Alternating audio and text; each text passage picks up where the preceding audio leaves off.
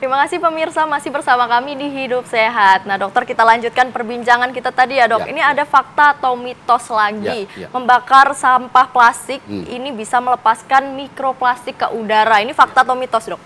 Ini fakta ya. Jadi kalau bicara membakar sampah, sebetulnya adalah tindakan yang paling harus dihindari. Ya. Karena sampah ini penanganannya bukan harus dengan cara dibakar. Karena ketika dibakar ya akan ada yang lepas, meskipun itu sampah organik, katakanlah daun atau apa ya.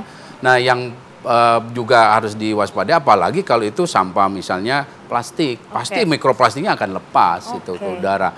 Selain mencemari lingkungan dalam konteks tanahnya, airnya, bahkan dalam konteks ini berarti kita menyebarkan mikroplastik mana-mana gitu.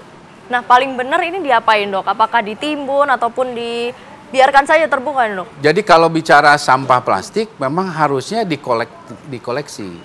Dikoleksi gitu, ada makanya harusnya dimulai dari rumah sampah plastik ini dipisahkan, termasuk yang kaleng dan segala macam ya. Nah, tapi ya bukan hanya berhenti di rumah, karena ini jangan sampai dari rumahnya dipisah.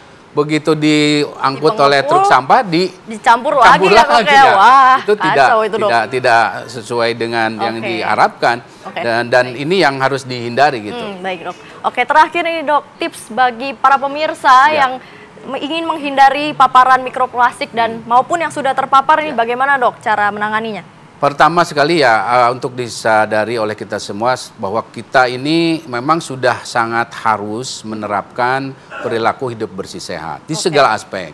Jadi termasuk ya kalau dalam hal ini memilih makanan, memilih juga barang yang akan kita gunakan untuk mengolah makanan dan membawa makanan itu minimal hindarilah yang menggunakan plastik. Nah, itu hal yang harus kita terapkan saat ini, termasuk penggunaan plastik dalam kehidupan sehari-hari, misalnya untuk belanja dan lain sebagainya, itu juga harus diminimalisir.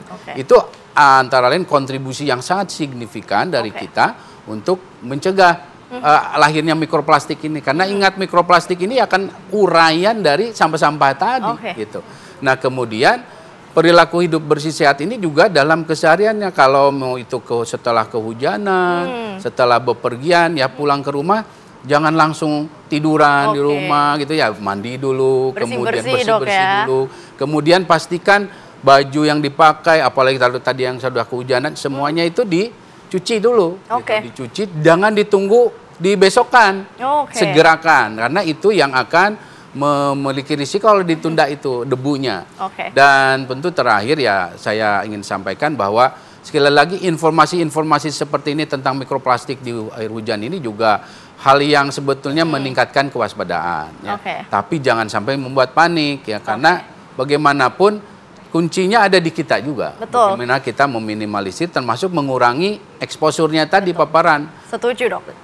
Oke dokter, terima kasih banyak atas informasinya. Dan memang untuk para pemirsa ini jangan males ya kalau misalnya dari luar bersih-bersih. Kemudian juga untuk penanganan sampah ini jangan dibakar lagi ya dok ya, karena berpotensi bahaya sekali untuk jangka waktu yang panjang. Dan pemirsa, ini sudah 30 menit kami menemani Anda. Kami akan terus menemani di hari Senin sampai Jumat pukul 8.30 waktu Indonesia Barat. Saya Margareta Novita pamit undur diri, terima kasih, sampai jumpa. Indonesia hidup sehat.